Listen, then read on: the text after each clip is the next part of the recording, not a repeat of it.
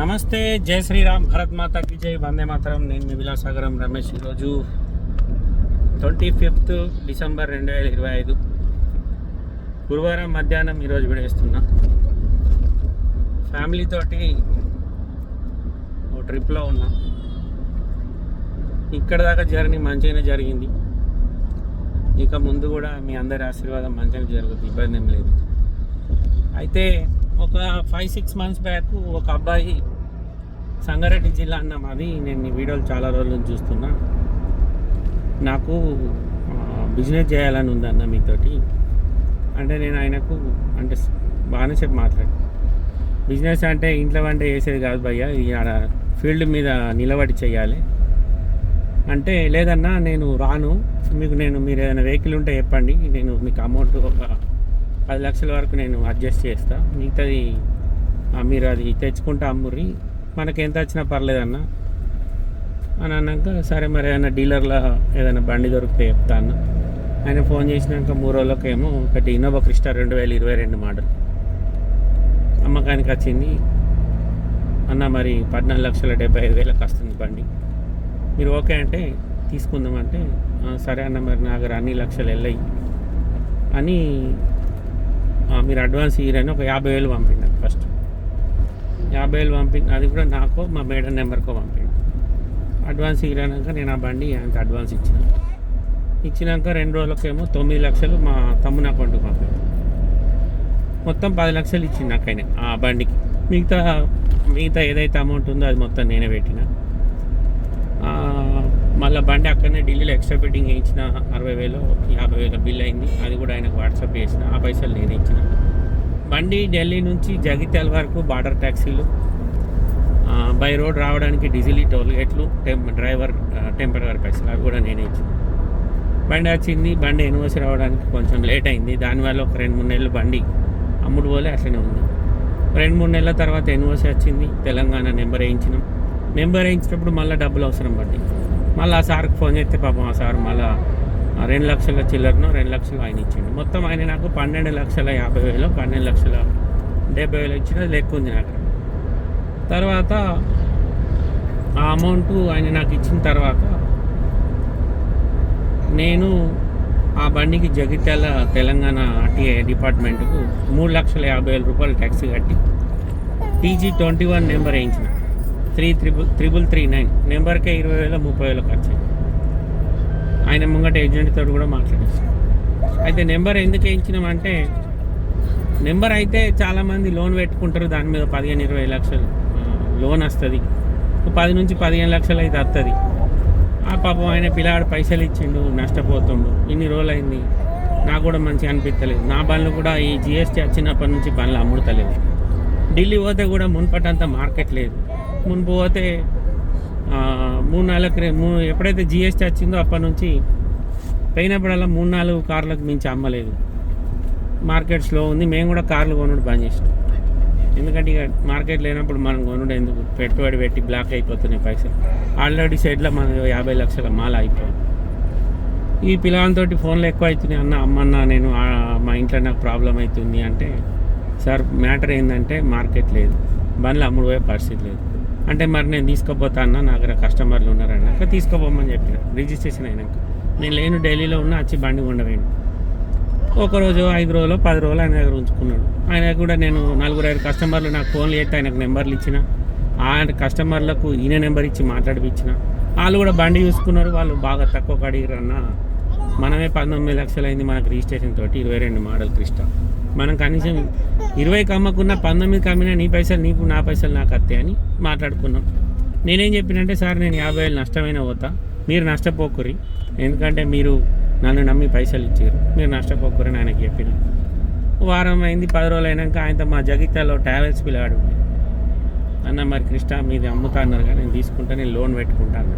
ఈ పిల్లాడికి ఫోన్ అయితే ఈ పిల్లాడు బండి పట్టుకొని వచ్చినాక మేము దాన్ని ఆ పిల్లానికి ఆయన రావడానికి ముందే చెప్పినాం. మొత్తం లెక్క చెప్పిన. ఆయనకు మొత్తం పైసలు ఇవ్వాలి, ఎవరైతే మనం నమ్మి పెట్టుబడి పెట్టిండు. నాకు 50,000 తక్కువ, నాకు వచ్చే పైసలు అలా, కానీ ఆయన నష్టం చేసి వద్దని చెప్పిన. ఠీకే భయ్య అన్నాడు. బండి వచ్చి చూసిరు, పోయిరు, ఫైనాన్స్ మాట్లాడుకున్నాడు. ఫైనాన్స్ కాడికి అయినాక ఈ పిల్లానికి లోను ఫస్ట్ బ్యాంక్ వాళ్ళు 10 లక్షలు అన్నారు. తర్వాత బండి తీసుకొని చూపెట్టినాక ఇది జీ వర్షన్ ఉంది భయ్య, దీనికి మేము 7.5-8 లక్షలకు మించి ఇవ్వమని అన్నాడు. అన్నాక ఈ పిల్లాడు మళ్ళీ ఏమైనా రేట్ల ₹1,00,000 తక్కువ తీసుకున్నాడు. ఇక నాకు కోపం వచ్చి ఇక అది కుదరదు తమ్మి అద్దని చెప్పిన. ఈ పిల్లాడు బండి తీసుకొచ్చి నాకు ఇచ్చి పోయేటప్పుడు ఉట్టిగా ఎందుకు పోతావు, ఇప్పుడు నా 50,000 నాకు వేరే టైనా కొట్టేది ఉన్నాడు, నీకు కొడతా తీసుకో, మన ఏమైనా ఉంటే లెక్క తర్వాత చూసుకుందామని 50,000 కొట్టించాను. మరి మీరే తీసుకోరా అన్న అంటే ఇంకేదైనా బండి అమ్ముడు పోతే నీకు సెటిల్ చేస్తా భయ్య, ఇప్పుడైతే మార్కెట్ లేదని కూడా చెప్పిన. నిన్న నేను 20 రోజుల తర్వాత ఢిల్లీలో ఉండగా ఫోన్ చేసిండు. నేను నిన్న 23 తారీఖు నాడు జగిత్యాల వచ్చాను. నేను వచ్చినాక మాట్లాడుతా అంటే ఏమైందన్న వచ్చినా అన్నారు అంటే మరి మీద నా అకౌంట్ నెంబర్ పెట్టుర్రి, కొంచెం అమౌంట్ రెడీ అయింది, నేను మీకు పంపిస్తా అంటే 2 అకౌంట్లు పెట్టినా. తీరా టైం మీద మనకు ఎవరైతే డబ్బులు ఇస్తా అన్న క్యాండిడేట్ ఉన్నాడో ఆయనే అదే రోజు గోల్డ్ లోన్ నడిపించడానికి పైసలు తీసుకొని పోయి, నేను ఢిల్లీ నుంచి రావడానికి 4-5 సార్లు ఆయనకు ఫోన్ చేసిన, ఖచ్చితంగా ఇస్తా పైసలు అన్నాడు. ఆయన దగ్గరికి అయినాక అబ్బా ఇప్పుడే గోల్డ్ ఇడిపించుకొచ్చిన అని అన్నాడు. అన్నాక ఇక మనం ఆడేం మాట్లాడకుండా ఈ పిల్లాడు ఫోన్ల మీద ఫోన్లు చేస్తే నేను ₹1,00,000 తక్కువ తీసుకుంటా భయ్య అంటే ఆయన నాకు 75,000 తక్కువ అన్నాడు. ఆ పిల్లాడు అన్న నాకు 75,000 తక్కువ, ఇక నాకు మొత్తం పైసలు ఒకటేసారి కావాలన్నాడు. మొత్తం పైసలు అయితే వెళ్తలేవు భయ్య అంటే ఇక ఫోన్లో ఇద్దరికి కొద్దిసేపు డిస్కషన్ జరిగింది. ఇక నువ్వు ఇట్లా మాట్లాడితే కుదరది, నువ్వు 2-3 తోలుకొని రా, ఒక్కొని రాకు, 10 మంది వేసుకొని రా అని నేనంట. నేను ఒకటన్నా నువ్వు ఒకటన్నా ఇష్యూ పెద్దగా అవుతుంది. నువ్వు పైసలు ఇస్తే నేనేం బారిపోలేదు, బండి కొనుకొచ్చినా నీకు తెలుసు నాకు తెలుసు, బండి అమ్ముడు పోతలేదు, దానికి నువ్వేం చేయలేవు నేనేం చేయలేదు. ఇక మన ఇద్దరం అమ్ముడు అని దాని గురించి లొల్లి పెట్టుకున్న కంటే మరి నువ్వు నాకు 1,00,000 తక్కువ ఇస్తాను, ఇంకో 25,000 తక్కువ నేను తీసుకుంటా, ఎందుకంటే నేను రొటేషన్స్ నాకు ఇప్పుడు ఈ బండ్లో నష్టపోయినా అనుకుంటా, ఇంకో బండ్లో నాకు లాభం జరుగుతుంది వచ్చు అంతే, కానీ నిన్ను మాత్రం నేను నష్టం చేయని కూడా చెప్పిన. ఇక అంతా మా ఇద్దరి మధ్యలో డిస్కషన్ అంత జరిగింది. ఆయన ఒకరికైనా చెప్పుకున్నాడు కావచ్చు, క్యాజువల్గా మనకు కాల్స్ వస్తాయి బాబు ఏమేమి పనులు ఉన్నాయి అని. అట్లనే ఒక కస్టమర్ కాల్ చేసి బాగా పెద్దోడు ఉన్నట్టున్నాడు, నాకు తెలిసి ఆయన అందరి మనుషులు లెక్క ఉట్టలే, డైరెక్ట్ ఆకాశంలోకి వెళ్ళి ఊడిపడ్డాడు, ఎందుకంటే ఆయన సంగతి అట్లా ఉంటుంది అన్నట్టు. ఫోన్ చేసి బాబు మీ దగ్గర ఇన్నోవాలు ఉన్నాయా అని అడిగాను. నేను సార్ ఇన్నోవాలు కావాలన్నా, ఇన్నోవా క్రిస్టల్ కావాలన్నా సార్ అని నేను అడిగిన. అంటే లేదు ఇన్నోవా క్రిస్టలే కావాలి అన్నాడు. ఉన్నాయి సార్ ఒక 6-7 బండ్లు ఉన్నాయి అంటే ఢిల్లీ ఉన్నాయా లోకల్ ఉన్నాయా అన్నాడు. ఢిల్లీ ఉన్నాయి, లోకల్ కూడా హైదరాబాద్ కూడా మనకు పార్క్ అండ్ సేల్ వస్తాయి సార్ మన దగ్గరికి అమ్మకానికి, అవి కూడా ఉన్నాయి అన్నాక సరే మరి మనకు ఒక బండి కావాలి నాకు డీటెయిల్స్ పెట్టు అన్నాడు. అంటే డీటెయిల్స్ అయితే ఏముండవు సార్, ఫోటోలు పంపం, వీడియోలే ఉంటాయి. మీరు ఒకవేళ చూస్తే మీరు ఇక ఫోటోలు పంపితే అన్ని బండ్లే పంపలేను సార్, మీరు ఒకసారి రారి వచ్చి చూడుర్రి జగిత్యాల అని చెప్పిన. అంటే బండి కొనాలంటే జగిత్యాల రావాలన్నా అన్నాడు. నేనైతే మీ ఇంటికి బండి తీసుకొచ్చి చూపెట్టలేను కదా సార్, నా షోరూమ్ కాదు సెకండ్ హ్యాండ్ కారు ఉంది, మీరు ఒకవేళ ఇంట్రెస్ట్ ఉంటే రారు సార్ మంచి బండి ఇప్పిస్తా తీసుకోపోదురు అని అన్న. ఈ మ్యాటర్ పక్కకెట్టి నువ్వు చిన్న పోరాళ్ళ దగ్గర పైసలు తీసుకొని సతాయిస్తున్నావా అని అన్నాడు. చిన్న పోరాళ్ళు సార్ అని నేను మావాడు నీకు ఏదో పేరు చెప్పి, ఆ పిల్లాని పేరు కూడా నాకు గుర్తుకులేదు, నేను ఆయన పేరు కూడా ఫోన్లో లింగంపల్లి అని చెప్పిండు, అదే ఫీడ్ చేసుకున్నా. మావాడు నీకు 12 లక్షలు 13 లక్షలు ఇచ్చిండట, పైసలు అడిగితే ఇస్తలేవాట, ఆయనకి అన్ని కార్లు అమ్ముతున్నాడట వాడిని అమ్ముతలేవాట అని నేను అత్తే నీ సంగతి చెప్తాను అంటే డైరెక్ట్. నేను అప్పటిదాకా సార్ అని మంచిగా మాట్లాడాను. నాకు తెలిసి మా తండ్రి వయసు ఉంటాడు, ఆయన మా వయసును బట్టి అర్థమైంది. నువ్వు నా సంగతి చెప్తావు అయితే నువ్వు జైతాలకు రాను. అత్తే నువ్వు వచ్చినాక సంగతి చెప్పినాకనే బండి పంచాయతీ మాట్లాడుకున్నాను. నీ అసంటోళ్ళని మొత్తం మందిని చూసినా నేను ఢిల్లీలో ఎవరికి భయపడా, నువ్వు నాకు ఫోన్ చేసి ధమ్కిలు ఇస్తున్నావు. పెళ్ళ ఉంది కాబట్టి నేను బూతులు మాట్లాడలే, లేకపోతే అది కూడా మాట్లాడలేదు. ఇట్లాంటి మనుషులు ఉంటారు. నేను ఆ పొలగాన్ని నాకు పైసలు పంపుతామి నేను బాగా పైసలు ఉన్నాయట నేను ఫోన్ చేసి చెప్పాను. ఆయన ఎక్కడ సంగారెడ్డి, నాది ఎక్కడ జగిత్యాల, నేను ఢిల్లీలో ఉన్నప్పుడు పైసలు పంపాను. నేను ఒక కారు కొనుకొచ్చిన, రిజిస్ట్రేషన్ చేయించిన, అది అమ్ముడు పోతలేదు. అమ్ముడు పోతే నేనేం చేస్తా సార్, దానికి నువ్వు నా సంగతి చెప్పేది ఏముంటుంది? అంత పిస పడుతున్నావు ఫోన్ చేసి. పెద్ద మనిషి దానం నేర్చుకో ఫస్ట్. ఎవరితోటైనా మాట్లాడేటప్పుడు సబ్జెక్ట్ విను, అవతల చెప్పింది విన్నావు కదా, నాది కూడా విను. ఆయన పైసలు ఇవ్వలేడని నేను చెప్పిన, నీకు పైసలు ఇచ్చిండు, మేము ఇద్దరు పోతావా బండి తెచ్చినావా, అమ్ముడు పోతలేదు, నువ్వు తీసుకో. మరి నేను 1,25,000 నష్టపోతా, నువ్వు తీసుకో.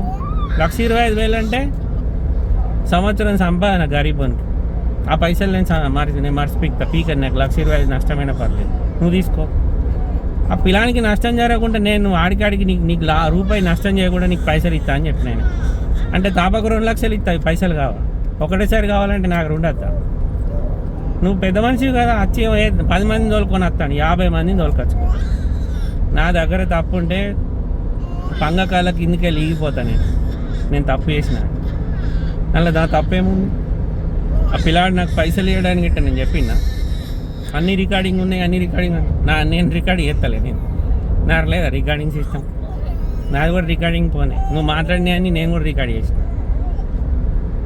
మనం ఉందన్నా ఏదైనా స్టోరీ విన్నప్పుడు అవతలో విన్న తర్వాత యువతలోడు ఏం చెప్తారో వినాలి. మెల్లగా మాట్లాడితే నీ సంగతి చెప్తారా బాబు, నేను అత్తినంటే అంటున్నావు. ఏం చేస్తావు స్వామి, చంపేస్తావు? మేము 5 అన్నాము, ఒక్కని కాదు, నాయనకి ఇంకా 4 ఉన్నారు. రా నువ్వు జగిత్తారు, ఏం చెప్తావు నేను కూడా చూస్తాను.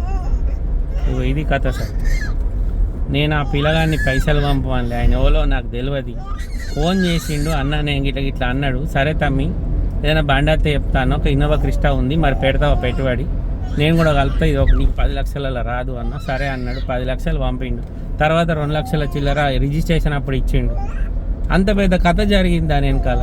మరి నేను పెట్టిన పైసలు ఎటు పోతాయి? ఆయన బండి నేను అమ్మలేదు నువ్వు మాట్లాడినావు కదా, మరి నేను కూడా దాంట్లో 6 లక్షల చిల్లర పెట్టినా కదా, నా ఈ పైసలు కావాలి. నేను ఎందుకు అమ్మ బండి? అయితే చిన్నపిల్లల లెక్క నువ్వు మాట్లాడతావు, చిన్నపిల్లల దగ్గర పైసలు తీసుకున్నా అని. చిన్నపిల్లాడైతే 10 లక్షలు నాకు కొడతాడా, అకౌంట్ ట్రాన్స్ఫర్ చేస్తాడా? ఏమన్నా ఆన్లైన్ గేమింగ్ అనుకోడు.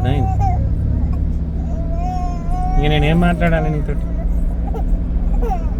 మా నాన్న వయసు ఉంటుంది నీకు. ఆడవాడు నీ లెక్కనే, నేను లేస్తే మనిషిని అన్నాడట. అందరికి అట్లనే డైలాగులు కొట్టి బెదిరిస్తే ఆయనతో ఒకసారి పోయి చూసిరట. అసలు ఎందుకు వీడి ఇట్లా మాట్లాడు, తీరా చూస్తే కాళ్ళే లేవటానికి. ఒకట్లుంది నీ సామెత. నేను ఆయన పైసలు ఇచ్చింది వాస్తవం, నేను తీసుకుంది. నాకు ఇయ్యలే, బండి కొనమని ఇచ్చింది, నాకు అప్పు ఇయ్యలే. ఆయన నువ్వు ఇంత రుబాబు చేసి మాట్లాడడానికి కూడా చెప్తాను. ఆయన అప్పు ఇస్తే నేను ఎగబెట్టలే. ఆయన ఒక కారు కొనమని నాకు పైసలు ఇచ్చింది. ఒక కారు కొన్నాం, కారు ఉంది. నేను కారు అమ్ముకొని ఆయన ముంచుతలేను, కారు అమ్ముడు పోలే. ఆయనకు కూడా తెలుసు ఆ విషయం. ఆయనకు అర్జెంట్ అవసరం ఉందంటే నాకు కూడా అర్జెంట్ ఉంది, నాకు కూడా పైసలు అవసరమే. అత్తలేవు, మార్కెట్ లేదు, GST బట్టి. మంచి వాళ్ళు కోట్లు పెట్టుబడి పెట్టినోడే పరిచయం అవుతుండు, బట్టలని చెప్పుకుంటుండు. నువ్వు 10-12 లక్షలకు నువ్వు నన్ను ముంచిన అన్నట్టు మాట్లాడబడుతుంది. అన్ని రికార్డింగ్ ఉన్నాయి అంటాడు. ఏమన్నా అంటే నాకు రికార్డింగ్ ఏం చేసుకుంటావు స్వామి? నేనే చెప్తున్నా నీకు, నేను పైసలు నువ్వు బండి కొన్నాం మన ఇద్దరే పొత్తుల, బండి ఆడు ఉందని. రికార్డింగ్ ఏం చెప్తావు చెప్పు? రికార్డింగ్ ఏం చేసుకుంటావు? నువ్వు బండి కొన్నావు, పైసలు ఇచ్చినావు, నేను బండి తెచ్చిన, రిజిస్ట్రేషన్ చేయించినాం, అమ్ముడు పోతలేదు. దానికి నువ్వేం చెప్తావు, నేనేం చెప్తా? ఇక మన ఇద్దరు వెళ్ళి పెట్టుకుంటా, అమ్ముడు పోతుంది. ఇక దానికి మధ్య పెద్ద మనిషి గిట్ట కొంటాడు. ఇప్పుడు నన్ను నీ సంగతి చెప్తా అన్న క్యాండిడేట్ వచ్చి కొంటాడు బండి. నేను నీకేం చెప్పినా 1,50,000 రెడీ అయినాయి భయ్యా, ఇంకో 1,00,000 సాయంత్రం వరకు వస్తాయి, 2.5 లక్షలు నీకు కొడతా. ఇది నేను మొన్న 50 ఇచ్చినవి, 3 లక్షలు ముడితే ఇంకా నీకు 9 లక్షలు. అవి మొన్న 10 జనవరి ఎండింగ్ వరకు నేను ఇవ్వకపోతున్నా. తప్పకి నీకు ఓపికనే లేకపోయా. నువ్వు నష్టపోతా అంటున్నావు. ఇంకా అన్న నేను నష్టపోతా అంటే కూడా ఎందుకు నష్టపోడు, నీకు నష్టం చేయని కూడా నేను చెప్తాను. ఆలీలు ఎవరు ఏం చేస్తారు తమ్మి? ఇప్పుడు ఆలీలు మాట్లాడుతారు, ఆలు గిట్ట నీకు పైసలు ఇస్తారా? నీ బండి అమ్మి ఇస్తారా? మరి అమ్మి ఇవ్వను. ఇప్పుడు నా సంగతి చెప్తా అన్న సార్ని బండి అమ్మి ఇవ్వను. ఒక్కొక్కడు ఈ దందల నాకు అప్పుడు ఈరోజు మేము బయలుదేరి కరీంనగర్ దాటి మనకొండ దగ్గర టిఫిన్ చేయంగా ఈ బండి చూసి ఒక మనిషి వచ్చి, పలానా దగ్గర కారు కొన్నా అన్న, 2 సంవత్సరాలు అవుతుంది, పైసలు ఇస్తలేడు, బండి ఇస్తలేడు, పైసలు ఇస్తలేడు అని. కారుకు పైసలు ఇచ్చారట, బండి ఇస్తారట, పైసలు ఇస్తారట. పోలీస్ స్టేషన్కి వచ్చి చెప్తాను, ఇప్పటికి 20 కేసులు ఉన్నాయి అన్నాడు. నా మీద ఒక్క కేసు చూపెట్టు నువ్వు, 10 ఏళ్ళు అయితే దండ చేయబట్టి. మంది సొమ్ము నాకు దాంతో సమానం. నేను ఒవ్వంది రూపాయి ముట్ట, నాకు అవసరమే లేదు.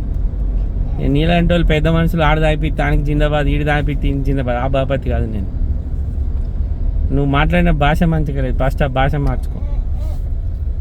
అందరు నా లెక్కనే ఉండరు కదా సార్. నా సంగతి చెప్పాలంటే నువ్వు మళ్ళీ ఉట్టి రావాలి, ఈ జన్మల్లో అయితే చెప్పలేదు. నేను ఆ క్యాండిడేట్ను. మనకు ఎదుటోడు విలువ ఇస్తుండంటే భయపడి ఇచ్చినట్టు కాదు, వయసుకి ఇచ్చినట్టు అంతే. ఇక నేను ఏమన్నా మిస్టేక్ మాట్లాడి మీకు ఇట్లా ఏమన్నా హట్ అయితే సారీ. ఓకేనా సార్? రైట్, నమస్తే, జై శ్రీరామ్.